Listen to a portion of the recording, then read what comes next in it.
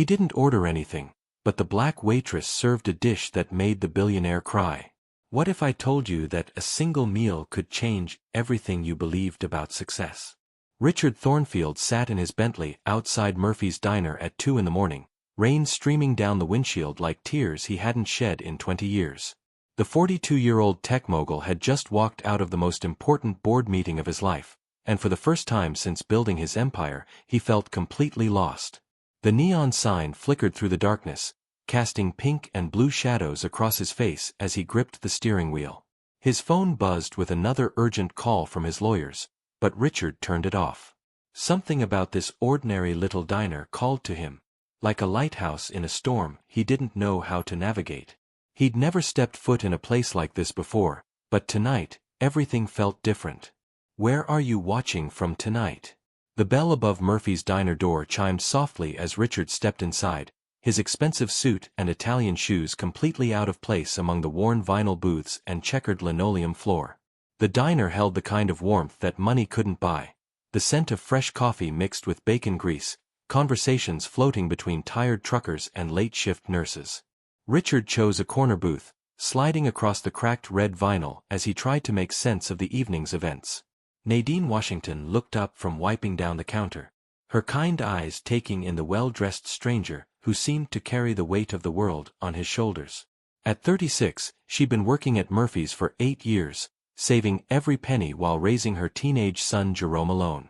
She'd seen plenty of lost souls wander through these doors, but something about this man's hollow expression reminded her of her own father during his darkest days. "Coffee, honey?" Nadine approached with a warm smile, her voice carrying the gentle strength of someone who'd weathered many storms. Richard nodded wordlessly, watching as she poured the steaming liquid with practiced ease. Her movements were graceful despite the exhaustion that lined her face, and when she set the cup down, she didn't rush away like most servers would with someone who clearly didn't belong. "You all right, sugar?" she asked, her genuine concern catching Richard off guard. Nobody had asked him that question in years. His world was full of investors, lawyers, and board members who wanted his money or his signature, but never his actual well-being. Richard stared into his coffee cup, the reflection showing a man he barely recognized. "I lost something tonight," he said quietly, the words escaping before he could stop them. "Something I thought defined everything I was." Nadine refilled his cup without being asked, her presence somehow both comforting and unobtrusive. "Sometimes losing what we think we need helps us find what we actually need," she said simply, her words carrying the wisdom of someone who'd learned life's hardest lessons firsthand. The diner's other patrons continued their quiet conversations, creating a cocoon of normalcy around Richard's personal crisis. He'd just been voted out as CEO of the company he'd built from nothing, a hostile takeover disguised as a board decision. His former partners had smiled as they stripped away his life's work, leaving him with a fortune that suddenly felt meaningless. "What's your name?" Richard asked, looking up at Nadine for the first time since sitting down. "Nadine. And you're carrying more than anyone should have to carry alone." She glanced at the clock showing 2:47 a.m. "Good thing Murphy's never closes. Sometimes people need a place to land when the rest of the world's asleep." Richard felt something crack inside his chest, not breaking, but opening. For 20 years, he'd built walls around his heart, convinced that vulnerability was weakness and that success meant never needing anyone. But sitting in this humble diner, looking into the eyes of a woman who asked for nothing but offered everything, he wondered if he'd been wrong about what strength really meant. The question that would change everything was about to be asked. "I don't even know why I came in here," Richard confessed, running his hands through his graying hair. "I've been driving around for hours, and this place just called to me somehow." Nadine poured herself a cup of coffee and sat across from him, something she rarely did during her shifts. But the pain in this stranger's eyes reminded her too much of her own struggles to ignore. "Sometimes our hearts know where we need to be before our heads figure it out," she said gently. The words hit Richard deeper than any business presentation ever had. He found himself telling Nadine about the company he'd built, how he'd started in his garage, working 18-hour days, sacrificing relationships and sleep and every simple pleasure for the dream of success. He spoke of his ex-wife who'd left because he'd forgotten how to be present, of holidays spent at the office, of a life measured only in profit margins and stock prices. "Sounds like you got everything you thought you wanted," Nadine observed, her voice free of judgment. "Question is, was it what you actually needed?" Richard laughed bitterly. "I thought success meant never depending on anyone. I thought it meant being untouchable." He gestured around the diner. "And here I am, at the lowest point of my life, talking to a complete stranger like she's an old friend." Nadine smiled, and Richard noticed how her whole face lit up. "Honey, needing people isn't a weakness. It's what makes us human." She stood to refill the coffee pot, moving with purpose despite the late hour. "My son Jerome, he's 17 now. For years after his daddy left, I tried to be everything to everyone. Thought I had to be tough enough for two parents, strong enough to never bend." She returned to the table, her eyes distant with memory. "Nearly broke myself trying to be that person. Then one day, Jerome came home from school crying because some kids were making fun of his second-hand clothes. Instead of telling him to tough it out like I usually would, I just held him. We cried together for the first time in years." Richard found himself leaning forward, hanging on her every word. "That's when I learned that showing my son it was okay to hurt, okay to need comfort, okay to not have all the answers, that was the strongest thing I could do." Nadine's eyes met Richard's with an intensity that made his breath catch. "Sometimes the bravest thing we can do is admit we can't do it all alone." The revelation hit Richard like a physical blow. He'd spent 20 years believing that needing others was failure, that vulnerability would destroy everything he'd built. But looking at this woman who'd raised a son while working overnight shifts, who'd found strength in softness, he realized how backwards he'd had it all. "The funny thing is," Richard said slowly, "I have more money than I could spend in 10 lifetimes, but I've never felt poorer than I do right now. If this moment touched your heart, please give the video a thumbs up."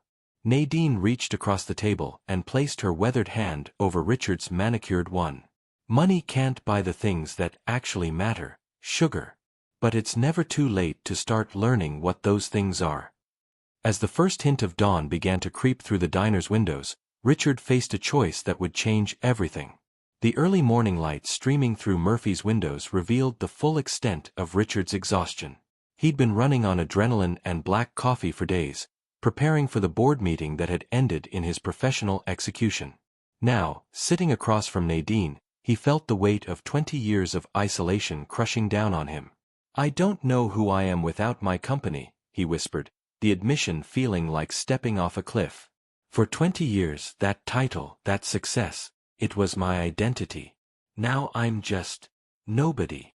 Nadine studied his face with the kind of attention Richard hadn't received in years. "You really believe that, don't you? That your worth comes from what you do instead of who you are?"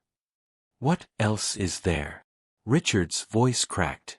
"I don't have a family who misses me. I don't have friends who call just to check in. I have employees, had employees, and board members and people who wanted something from me. But take away the money and the power, and who am I?" The pain in his voice made Nadine's heart ache. She'd seen this kind of loneliness before, in her own mirror during the hardest years after Jerome's father left. "Can I tell you something?" she asked softly. Richard nodded, his eyes desperate for any kind of anchor in the storm of his grief. "When Jerome was little, maybe 6 or 7, he came home from school one day asking me what I did for a living. I told him I was a waitress, expecting him to ask why I didn't have a better job, like some of his friends' parents." Nadine's eyes grew warm with the memory. "Instead," he said, "Mama, you're not a waitress. You're the lady who makes everyone feel better when they're hungry or sad." She leaned forward, her voice growing stronger. "That little boy saw what I couldn't see about myself. He saw that my worth wasn't in my job title or my bank account. It was in how I treated people, how I showed up for others, how I made them feel seen and cared for." Richard felt something shift inside his chest, like ice beginning to crack after a long winter.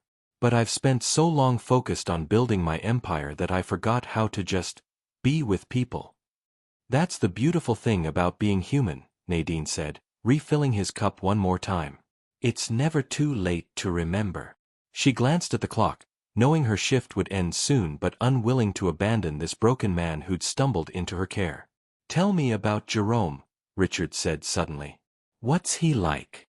Nadine's face lit up with the kind of love that transformed her completely. As she spoke about her son's dreams of becoming a teacher, his kindness toward elderly neighbors, his struggles and triumphs, Richard felt a hunger he'd never experienced, not for food or success, but for the simple joy of loving someone more than yourself. Have you ever faced something like this? Losing what you thought defined you? Let us know in the comments. The bell above the door chimed as another customer entered, but Richard barely noticed. For the first time in 20 years, he was learning what it meant to truly listen to another person's story. As the morning sun painted Murphy's diner in golden light, Nadine glanced at the clock and realized her shift had officially ended 20 minutes ago. But something about Richard's transformation kept her rooted in place. She'd watched him go from a hollow shell of a man to someone beginning to remember his own humanity. You know what I realized? Richard said, looking out at the awakening city. I've been so afraid of being ordinary that I forgot ordinary moments are where life actually happens. Nadine smiled, recognizing the breakthrough she'd witnessed so many times in her own life. Ordinary moments with extraordinary people, that's where magic lives. Just then, the diner door chimed again, and a young man in scrubs walked in, his exhaustion evident from a long hospital shift. Nadine immediately stood, grabbed the coffee pot, and approached him with the same warmth she'd shown Richard. Rough night, honey? Coffee's fresh, and I've got some of that apple pie you love. Richard watched in amazement as Nadine transformed this tired stranger's morning with nothing but attention and kindness. The young man's shoulders relaxed, his smile returned, and by the time he left with his coffee and pie, he looked like a completely different person. How do you do that? Richard asked when Nadine returned. How do you make everyone feel like they matter? Because they do matter, Nadine replied simply. Every single person who walks through that door is fighting battles I know nothing about. The least I can do is make sure they don't fight them alone for a few minutes. The truth hit Richard like lightning. This woman, who made minimum wage serving coffee and cleaning tables, understood something about success that all his business degrees and board meetings had never taught him. True wealth wasn't in what you accumulated, it was in what you gave away. Nadine, Richard said, his voice thick with emotion, I need to tell you something. I'm not just some guy going through a rough patch. I was the CEO of Thornfield Technologies. I have more money than I know what to do with, but until tonight, I was the poorest man alive. Nadine's expression didn't change except for a slight softening around her eyes. I figured you were somebody important. Important people are usually the loneliest people. Richard felt tears threatening for the first time in decades. I want to learn how to be rich the way you are. Jerome, Richard said simply. You mentioned he wants to be a teacher. I'd like to set up a college fund for him, not as charity, but as an investment in the future he's going to create. He paused, his words coming faster now as the idea took shape. And I want to learn what you do. I want to understand how to see people the way you see them. Tears gathered in Nadine's eyes as she realized this broken billionaire wasn't offering money from a place of superiority, but from genuine humility and desire to grow. You really mean that, don't you? I've spent 20 years building a fortune, Richard said, but I've never built anything that mattered. I want to start now, if you'll teach me how. 6 months later, Richard returned to Murphy's diner, but this time he wasn't alone. Jerome walked beside him, taller and more confident after his first semester at the State University, studying education just as he'd dreamed. Richard had kept his promise. Not just the college fund, but the harder promise to learn how to truly see people. He'd started small, volunteering at the homeless shelter where Nadine spent her weekends. He'd learned to listen without trying to solve, to serve without expecting gratitude, to give without keeping score. The business world had initially laughed at his midlife crisis, but Richard discovered he didn't care. He'd found something worth more than their approval. "Mr. Richard," Jerome said as they slid into the same corner booth where everything had changed, "Mama says you're different from you were 6 months ago. She says you smile with your whole face now instead of just your mouth." Richard laughed, the sound genuine and full of joy. "Your mama is a very wise woman. She taught me that the richest people aren't the ones with the most money, they're the ones who give the most of themselves." Nadine approached with the coffee pot, her smile radiant as she looked between these two men who'd become such an important part of her life. "Look at you two, thick as thieves. Who would have thought?" "I would have," Richard said, looking at both of them with a love that still amazed him. "The night I walked in here, I thought I'd lost everything. But I actually found everything. I found family." As the three of them sat together, sharing stories and laughter over coffee and pie, Richard realized that success wasn't about building walls that kept people out, it was about building bridges that brought people together. He'd learned that the most powerful position in the world wasn't CEO of a corporation, but being someone others could count on when they needed hope. The ordinary diner with its cracked vinyl booths and flickering neon sign had become the place where Richard discovered that the greatest wealth was love freely given and gratefully received. If you enjoyed this story, please remember to like, leave a comment with your thoughts, and subscribe for more heartwarming tales. Thank you for joining us on this journey of discovering what really matters in life.